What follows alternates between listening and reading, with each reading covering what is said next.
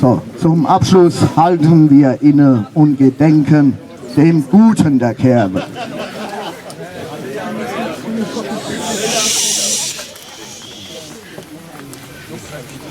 Und dem Schlechten der Kerbe, aber nicht zu lang.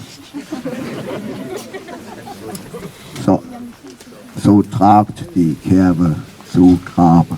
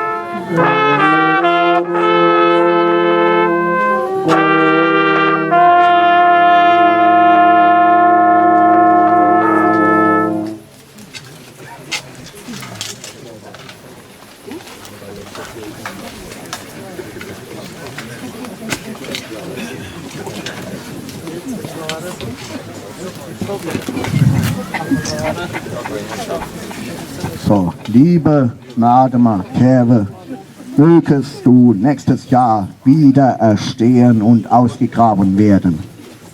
Die Trauergemeinde ist nun angehalten, laut zu schluchzen und mit Taschentüchern und Trauerbeflaggungen wie der leeren Geldbeutel ihre Trauer zu bekunden. Laut Kranzniederlegungsverordnungsparagraphengesetz 3 Absatz 2 Satz 3a Kranzniederlegungen jetzt.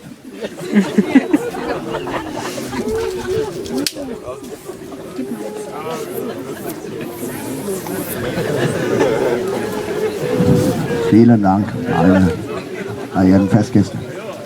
Und so schließen wir diese Kerbe-Beerdigung mit dem letzten Spruch des Trinkers. Prost! Prost!